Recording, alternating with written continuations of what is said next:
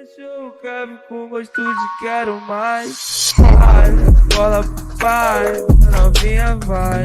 Descendo, descendo, vai.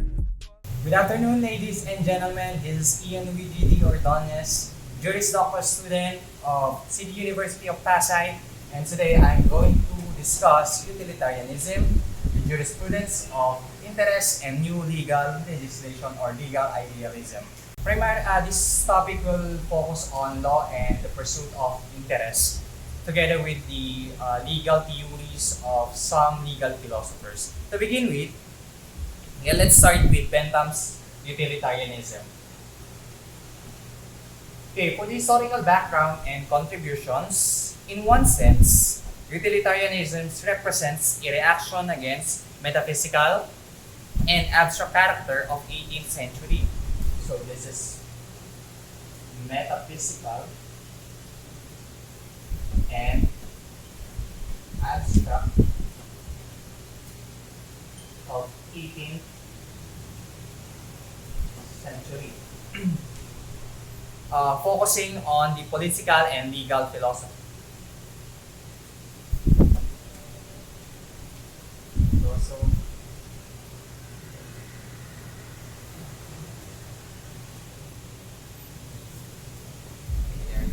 So Benthami's founder devotes much of his work to violent attacks upon the whole natural law. As previously discussed, a natural law evolves from the ideas of the Greeks down to the Romans and then down to the 18th century. Okay, but if he is impatient with the vagueness and the inconsistency of the natural law theories, utilitarianism represents one of the periodical movements from the abstract to concrete, from the idealistic to the materialistic, from the a priori to the empirical. This movement at the same time expresses aims particularly characteristic of the 19th century. Okay. Bentham's legal philosophy. Okay, Bentham's legal philosophy focuses on utilitarian individualism.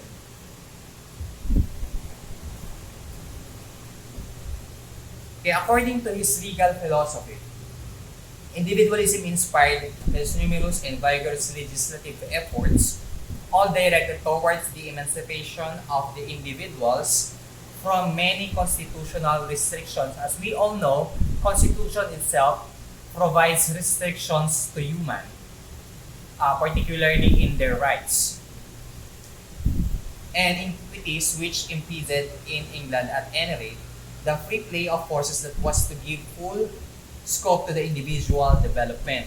Okay, for the legal philosophy of Bentham, this supports or the reintegration of the natural law. So for Jeremy Bentham, what is the law of nature? According to him, nature has placed man under the empire of pleasure and pain. We owe to them all of our ideas, we refer to them all our judgments, and all from this subjection knows not what he says.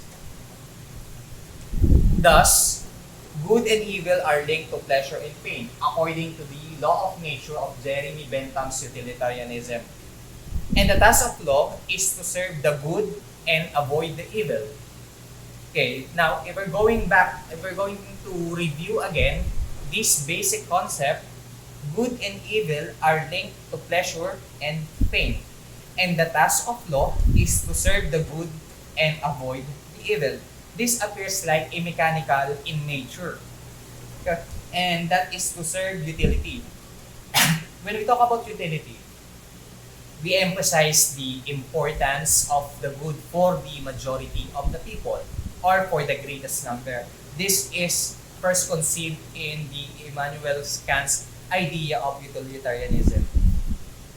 Pleasure and pain replace for Bentham such notion as justice and injustice.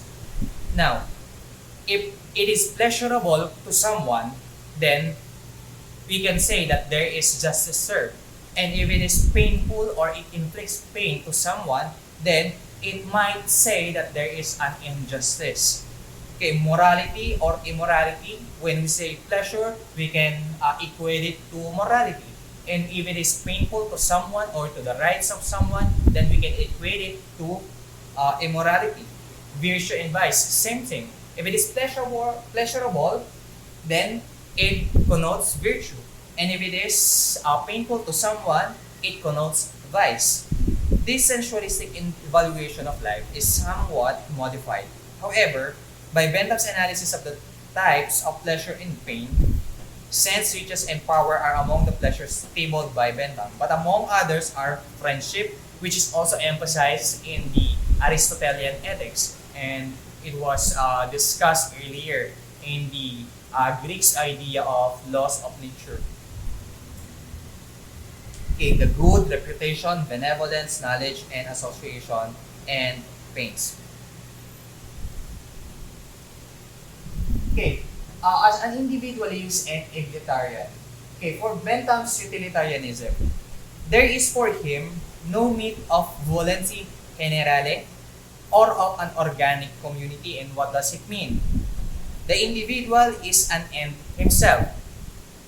It doesn't tell us that the end justifies the means, but the individual is an end in himself. Every man counts for one. And the aim of law is the creation of conditions which makes possible the maximum freedom of each individual so that he may pursue what is good for him. Again, the pleasure is inside the man itself. That's why it emphasized the idea that the human or the individual itself is the end. Okay, the question now is the happiness of the greatest number necessarily identical with the sum of pleasures of each individual? Okay, if I'm happy, if I find pleasure in a specific law or jurisprudence given to an individual, does it follow that it is also pleasurable to others? Okay, this is the question that this legal philosophy of Bentham is trying to ascertain. Bentham knows that the unrestrained pursuit of happiness by each might well lead to the state of affairs where homo homini lupus. But his philosophy prevents him from finding a solution in such notion as justice, duty, virtue, or subordination to common good. The link construes between the happiness of one and that of all is sympathy. Okay, now let's focus on the horrible edict and what does it mean. We are more or less back to Kant and his definition of law. Only the result is not derived from the categorical imperative but from the pursuit of pleasures. Now we're talking about the categorical imperative and the pursuit of pleasure as being distinguished by Immanuel Kant in his legal theory of the utilitarianism. The practical problem remains, is the individual or the legislator the best agent to produce the maximum happiness of all? Now we're talking about the happiness of all or the majority of the people. Okay, is it upon the individual or the legislator in the legal context? Okay, upon the laws or the jurisprudence given by them. Now, that is one of the questions that being asked in the categorical imperative of Immanuel Kant. Here we come to an apparent paradox. Bentham's faith was an individualistic one. As a representative of the rising English middle class, he believed in individual initiative and freedom of action. So technically, Jeremy Bentham's tend to accept the idea or the notion of the individual as the prime mover of the happiness applicable to everyone or to all. He therefore was an ardent apostle of laissez-faire, as being discussed earlier. This is an economic ideology that permits the free market, okay, that everyone has the capability to involve in business or in any marketing place without the intervention of the government. He believed that if everyone looked after himself, the general good, that is the greatest happiness of the greatest number, which would be secured. So here he sum up that the general good, that is the greatest happiness of the greatest number, and which will be secured. So, aside from that, Jeremy Bentham is also as a social reformer. Okay, he is considered as an active and successful social reformer, primarily through the instrument of legislation.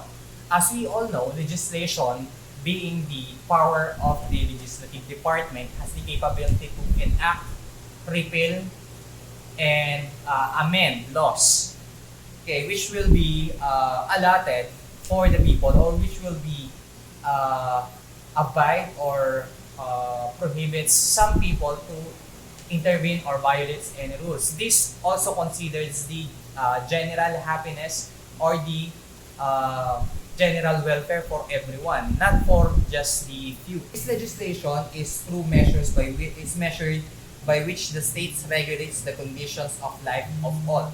So as we can see, the government through its branch, the legislative departments, regulates the life of all. So they consider what is more pleasurable, what is more beneficial to majority of the people.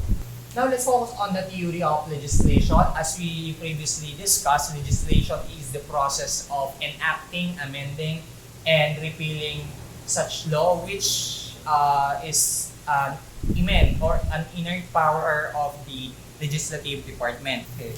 Now let's focus on the theory of legislation. Okay, Bentham defines the main functions of law as being: first is to provide subsistence, to aim the abundance, to encourage equality, and to maintain security. So this focuses on three. Of this, security is the most important, and it is this emphasis on the protective function of law which links Bentham with the analytical positivist, with whom he has otherwise little in common. So, theory of legislation, as being mentioned a while ago, there are three aims. Okay, but the main focus of theory of legislation is the security. Okay, it was in order to attain the second aim, equality of opportunity. If we're talking about equality of opportunity, and this is a justice based on equity. Okay, that Bentham did so much to develop reforming legislation. He hoped that once this reforming legislation, and he had removed the many obstacles in the way of such inequality or equality, it would retire and leave the field to free individual enterprise and competition. Okay, again, this is the notion of the laissez-faire, an economic ideology. But by a strange irony of history, the weapon of legislation, which Bentham had so much help to forge, was destined to be used more and more to restrict individual freedom in economic matters, as social problems and evils of undreamt magnitude compelled the state to abandon his passive attitude to economic and social problems and to introduce social and economic reforms through the instrument of legislation. As we all know, there are so many legislation which primarily focus on the economic aspect, which diminishes the social justice or equality among those who have and among those who have less in life. Okay, it appears that the legislations in relation to the economic context tends to favor those who belongs in the upper class, and this becomes the problem of the social justice with the concept of this utilitarianist philosophy. And aside from this,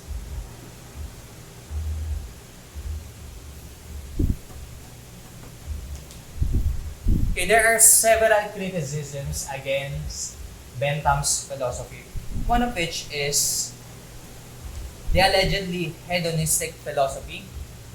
his materialism, and the faultiness of his premises. One of the first and greatest of his critics was Bentham's own disciple, John Stuart Mill. It is, however, easy to exaggerate the extent of this weakness.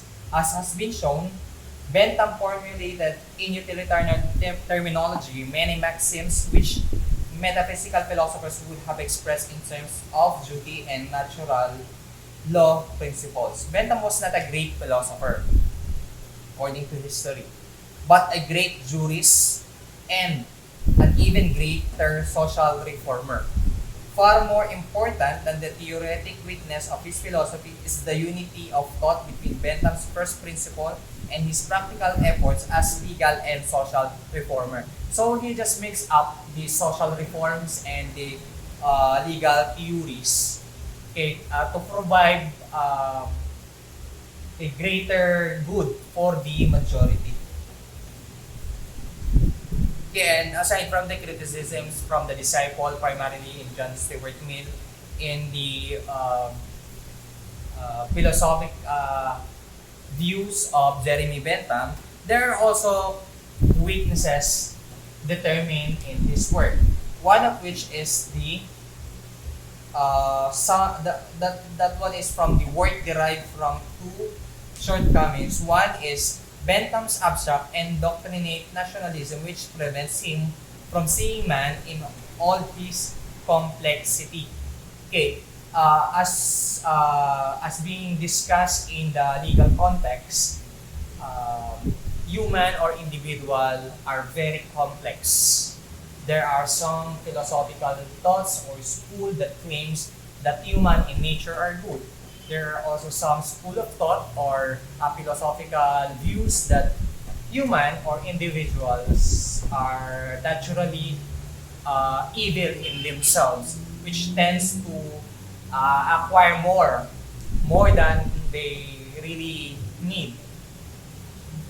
This leads Bentham to an overestimate of the powers of the legislators and an underestimate of the need for individualizing discretion and flexibility in the application of law. So there are now problems in the overestimation and underestimation of legislations, primarily on the social reform for the individual or for the individual. Okay, the second fundamental weakness of Bentham's work stems from the failure to develop clearly his own conception of the balance between individual and community interests. Individual and community interests. Okay, this is the second weakness of Jeremy Bentham's work. Okay, to distinguish what to prioritize, individual or the community interest. As we all know, in utilitarian context, it is for the greater good of the majority of people. But if we're going to disregard the individual good, then there might be a problem in the community interest. Bentham believes that the individual or the interest of an unlimited number of individuals are automatically conducive to the interest of the community. So he tends to equate the interests of unlimited number of individuals where can also be summed up to the community interest. As we all know, there are varying interests among the individuals, and these variations in the interests of these individuals cannot constitute the community and interest in general.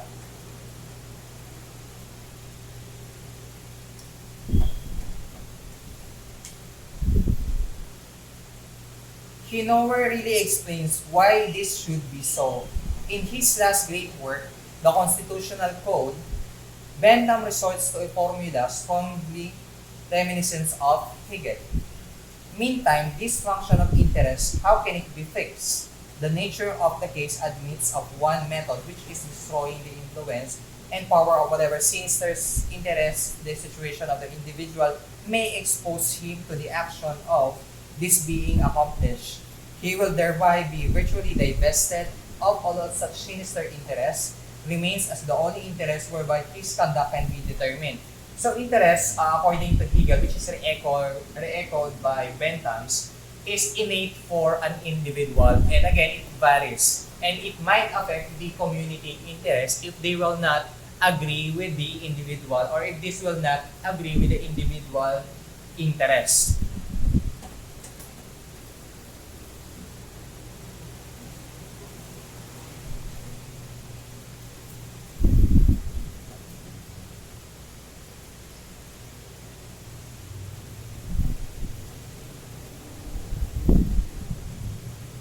Okay, and consequently, there are contradictions between self-interest and disinterestedness in public affairs. Um, Bentham himself, when weighing up the relative importance of these two, he advocates the establishments of productive centers of commercial principles, or as the modern protagonist in the industry, and putting off the in accordance to profit motive. So profit motive, again, it varies among the individuals. Now, if this varying profit motive of each individual will clash, it might have some impact in the public affairs. This is now actually adopted in our generation as the public international laws. Okay, now to sum up, what are the significance in the history of legal thought of Jeremy Bentham? Okay, he links philosophical premises with the practical legal propositions. That is number one. Okay, he links philosophical premises and practical legal propositions. Again, as being discussed earlier, he is by nature a good jurist and a social reformist. And for number two, he places individualism upon new materialistic basis. So according to him, the interest of the individual is the backbone of the interest of the community. He relates and subordinates the rights of the self-contained individual to the happiness of the greatest number. So he limits this. All with equal claims living in a community. So every people or every individual having self-interest, it should be equate to one another, forming the community interest, and it shall not have conflict, so that the public affairs will be managed properly. It can be managed rather properly.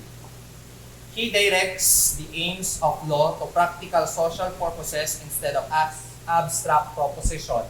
So this by nature can be observed by social reforms. It is the basis for a new relativist tendency of jurisprudence, which later will be called sociological jurisprudence. Okay, and relates law to define or to definite social purposes and the balance of interests. Again, individuals have their own interests. There should be a balance. But again, one of the weakness is that Jeremy Bentham failed to weigh up the individual interest and the community interest. He sees a paramount object of law in the guarantee of security. Again, there are three main objectives of laws according to utilitarian context, and one of the focus of Jeremy Bentham is the security, which is a function developed to the neglect of others by analytical positivism. He stresses the need and develops the technique of conscious lawmaking by codification, as again judicial lawmaking, or evolution by custom. Okay, now John Stuart Mill. Okay, this is for another legal philosopher. Okay, for first is let's focus on the legal theory of John Stuart Mill. Again, as previously discussed, John Stuart Mill is one of the disciples of Jeremy Bentham and one of the greatest critics of the works of Jeremy Bentham as well. Okay, for his legal theory, Uh, John Stuart Mill's legal theory lies in his investigation on relations of justice, utility, individual interest,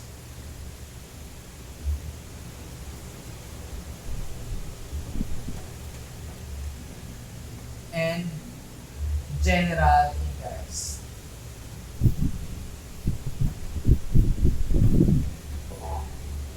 Okay. So John Stuart Mill wants to determine the relationship between these four as it embodies his legal theory. It was too naive as an assumption of Jeremy Bentham's to believe that there was no conflict between individual and general utility. It was already discussed in the legal theory of Jeremy Bentham that individual interest has a conflict somehow in the general interest, as there are variations in the individual interest of people compared to the general interest of the greater number. Indeed, the half-heartedly arrives at a utilitarian version of Kant's formula of the aim of law. But from his point of view, it remains quite unconvincing why the individual should restrain his unfettered pursuit of happiness in the interest of other members of the community. So, as an individual, we have our own pursuit of happiness. And in a utilitarian concept of individual interest, it shouldn't be intervened with the general interest, because it will somehow brings conflict with the pursuit of happiness of an individual. And it brings out the notion of sympathy.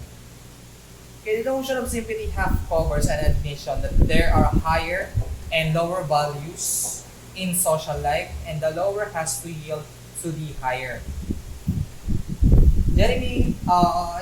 Stuart Mill rightly perceives that traditionally the internal notions of justice and injustice are opposed to the shifting and less novel notions of utility and interest. So, utility and interest cannot be equated with the justice and injustice based on his notion of sympathy.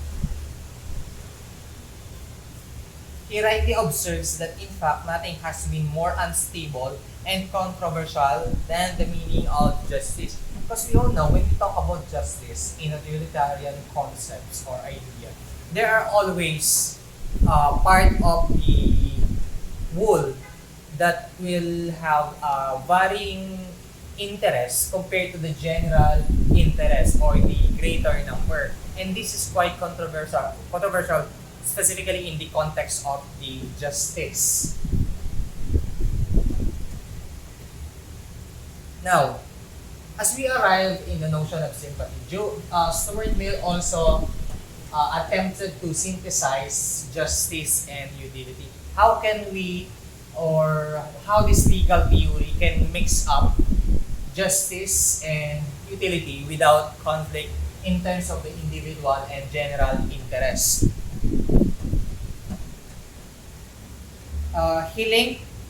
The link is somewhat surprisingly the sentiment of justice. It means in essence that the individual feeling of right, which would in itself lead the individual to resent and desire retaliation for anything disagreeable to him, tempered and moralized by the social feeling. So social feeling, this is somehow dictates us what is justice and injustice, and what is utility and interest. So when it comes to utility, we're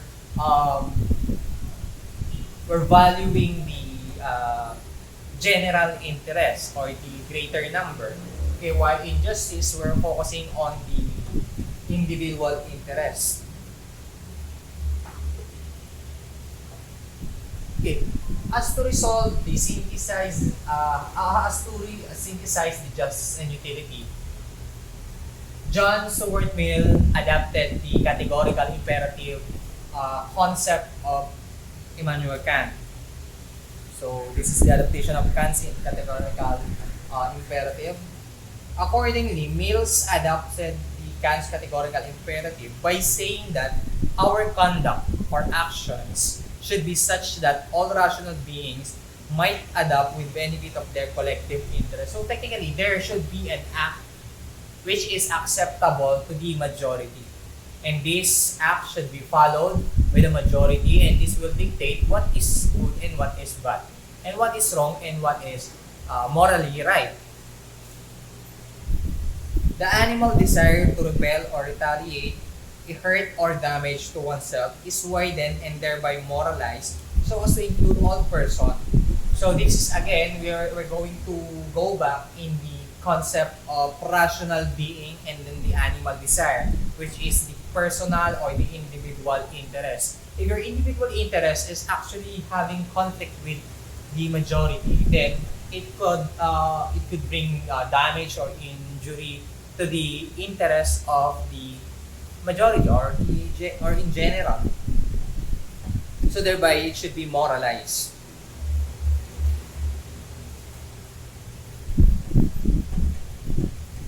So what is the natural law for Mill? Again, we're keep on talking about the natural law from time of the Greeks down to the Romans up until the 18th century philosophers and legal juries. Now, in Mill's idea of natural law,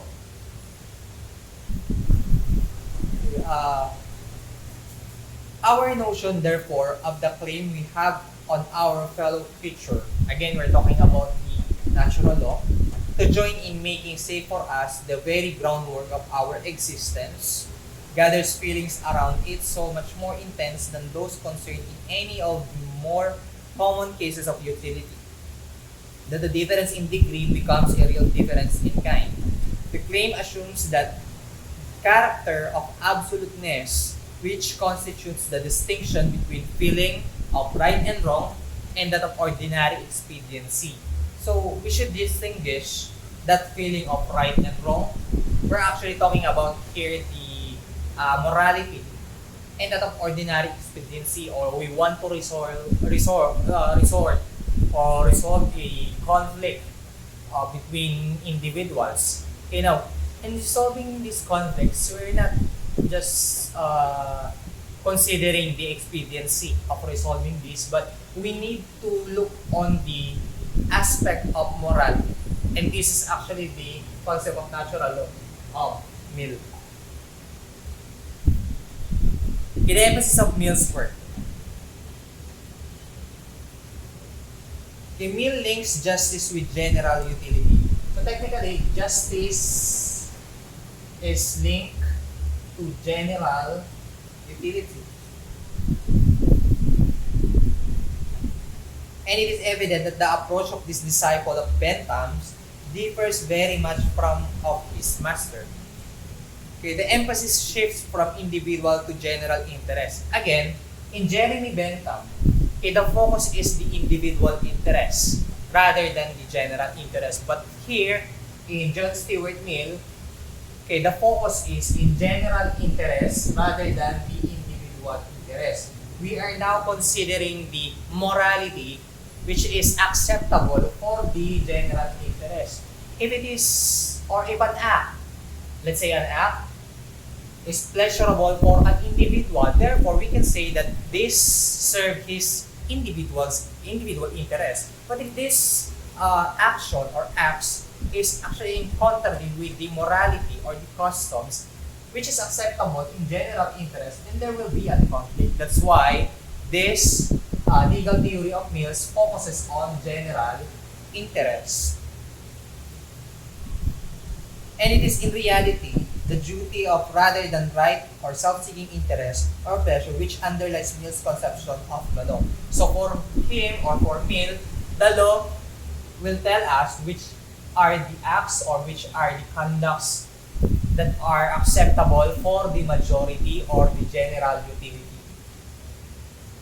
But the conflict again between self-interest and general good is eliminated by playing off the intellectual against the animal instinct in human nature.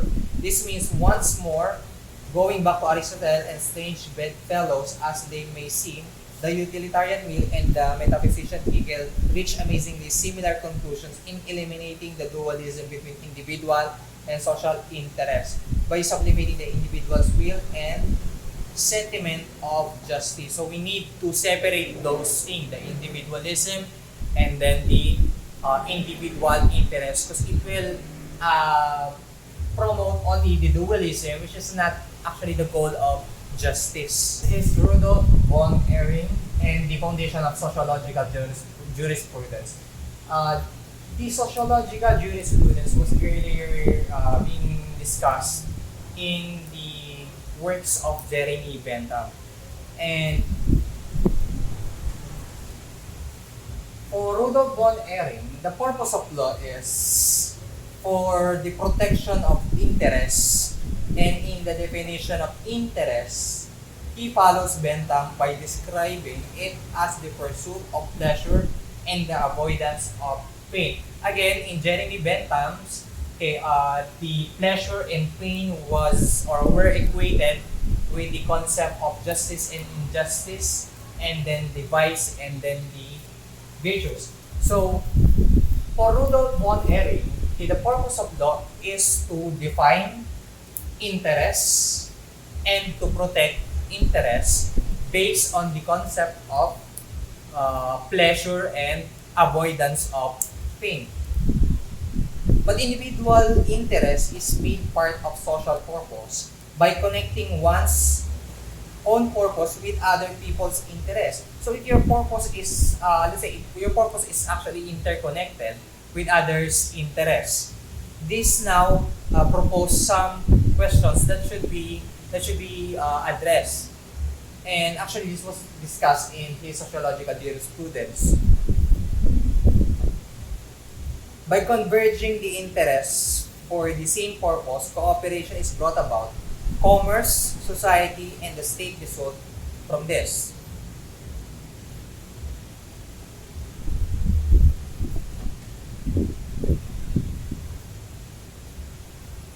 The society and its object to secure the satisfaction of human wants. Society, these are the group of individuals and its object to secure the satisfaction of human wants. Here, there are 4 combinations which makes the society possible and the object of society to work out and to secure the satisfaction of human wants. In totality, there are these 3 ones based on the categories. One is the extra-legal.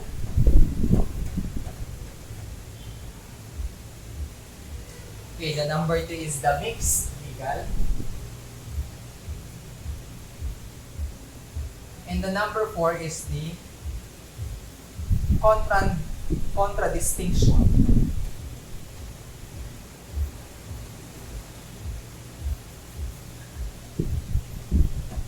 Extra-legal, solely belonging to nature, offered to man by nature with or without effort on his part. For example, the production of soil, the rain itself, these are extra-legal. These are the things or object of society that which are really beyond our control or without the legal provisions. The next one is the mixed legal. These are the conditions of life exclusive to man. In this category are the 4 fundamental conditions of social life: preservation of life, reproduction of life, labor, and trade. Let's say, for labor and trade, for you to survive or to consume other things other than the products produced in your country, you need to have trade. And you need to have labor for you to prosper what you already have. Another thing is the production of life. Production of life is achieved through procreation, which is one of the function of human. Again, if procreation of human will stop or there will be some intervention or there will be sudden slowdown in the reproduction of human or life, then there will be a problem when it comes to our population. Sufficient population that can secure the sovereignty and the integrity of our state. The other one is the preservation of life. Let's say, for example, extrajudicial killings are allowed, okay, without even giving some judicial trial. You execute someone without having the benefit of a hearing, then we are not securing the preservation of life in this case. So what are these conditions specifying is the mixed legal. Okay, there is a presence of a extra legal objects, and there is also a legal objects which governs this extra legal objects of society. Okay, and again is the conditions of social life, and we all know conditions of social lives are governed by the civil law. Kaya how we interact one another and how we manage human relations, these are all governed by the civil law. Okay, the third one is the contradistinction. Okay, the purely legal conditions are those which depend entirely on legal command. So again, when we say extra legal, there's no need for a legal provisions or legislations for it to be regulated. While in mixed legal, there is a presence of extra legal objects of society, but then again, there is a presence also of a legal aspects which regulates or mandates the extra legal objects of society. And when we focus on contradistinction, this is entirely on the legal aspect of the object of the society. These are those which depend entirely on legal commands, such as the command to pay debts and taxes. Again, debts, okay, that is your obligation. When you owe someone, you need to pay it. That is a contradistinction. It is purely legal. Again, taxes, everyone is obliged to pay their taxes, as tax is the according to the blood principle, or the lifeblood of government principle. Without the tax, we cannot run the government, and if we cannot run the government, then the government cannot secure our protection, our interest. The government cannot secure our relationship to one another, and there will be a chaos when it comes to society. Okay, with the absence of government, of course. And to run this government properly, we need the taxes. Another is no legislation, on the other hand, is needed for such matter as eating and drinking or the reproduction of the species. Again, this is extra legal. Okay, if you want to eat, then go eat. Okay, how it becomes legally how it becomes a legal issue. Okay, if it is beyond the legal context, if you are hungry, you will eat. If you are thirsty, you will drink. But now, the legal issue here is, if you are hungry, does it justify that you take others' food for you to take it because you are hungry? Is it justifiable, or is it morally correct to take someone's drink just because you are thirsty? These are the things which fall under the legal issues.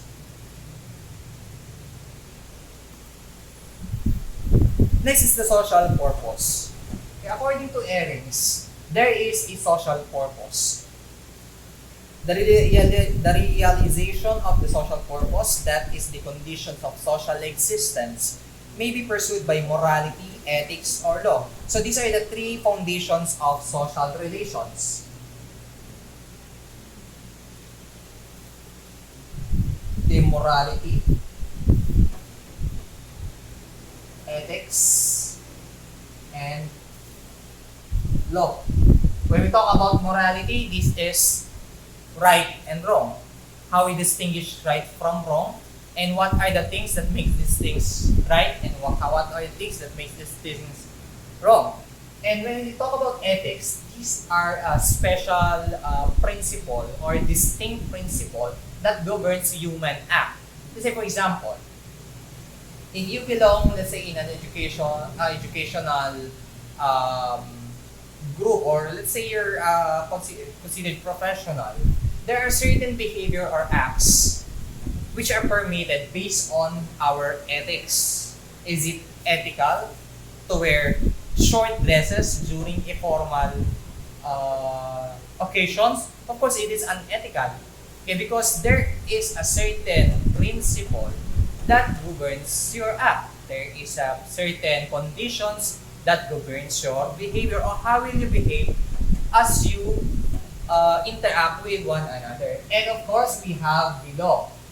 Okay, law, this regulates, okay, what are the things that should be followed and what are the things that should be prohibited.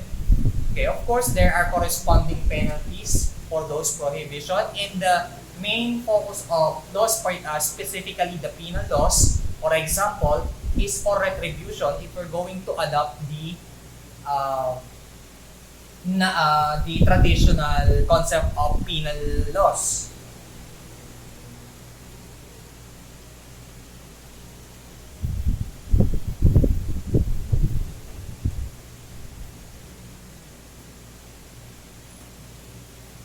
Okay, now, what are the examples of sociological jurisprudence? Okay, as being mentioned earlier, there are some objects of society that we must observe and follow: the extra-legal, the mixed legal, and then the contradistinction. Okay, under this, we have the contradistinction. Okay, one of the good examples of sociological jurisprudence is the property. What's property in a legal context? When you own something or you acquire something legally, then you consider that as your property. Example, your family home. Let's say your savings. Let's say the fruits of your labor. Those are considered property. Let's say a land which you bought legally and you have the righteous or legally demandable rights against that land, then that is considered as your property.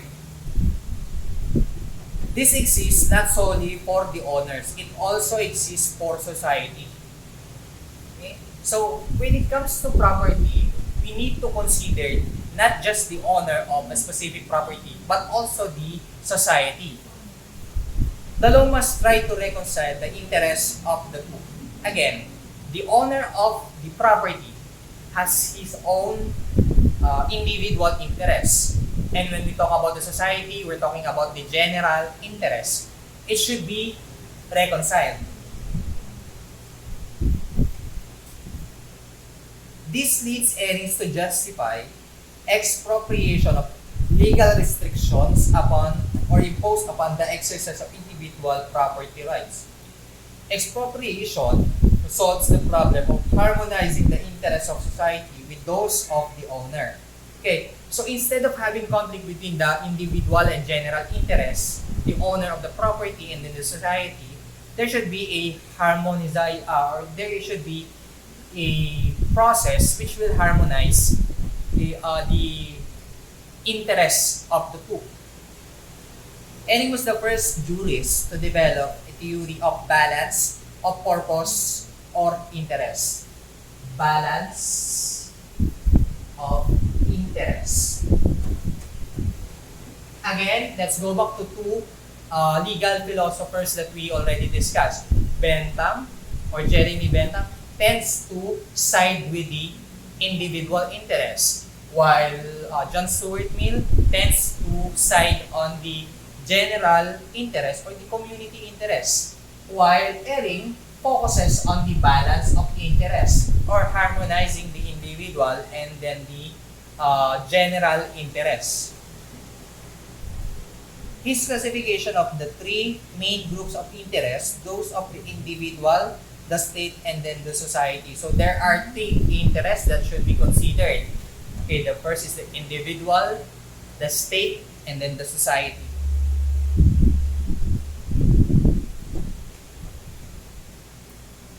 Now, in conclusion, what is law for erring?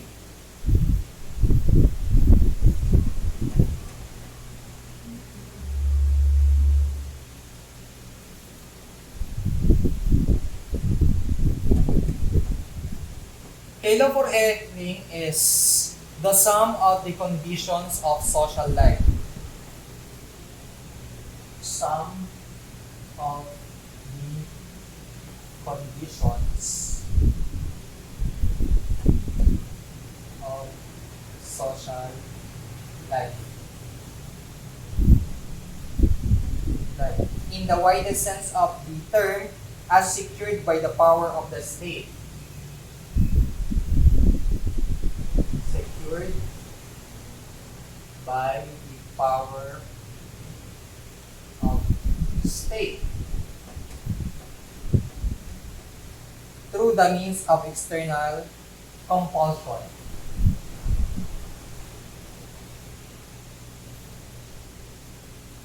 External compulsion.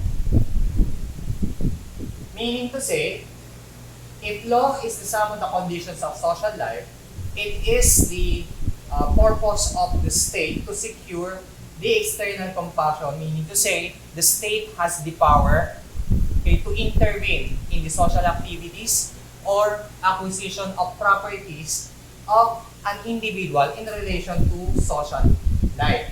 So this is the process of balancing the interests of the three. Again, balancing the interests of the three. We have the state, society, and individual. So these are the things that should be balanced, for us to have a better social life. Now to sum up again, my topic is all about utilitarian philosophy in the legal context, Jeremy Bentham, John Stuart Mill, and Erings. I hope you like my presentation, and thank you.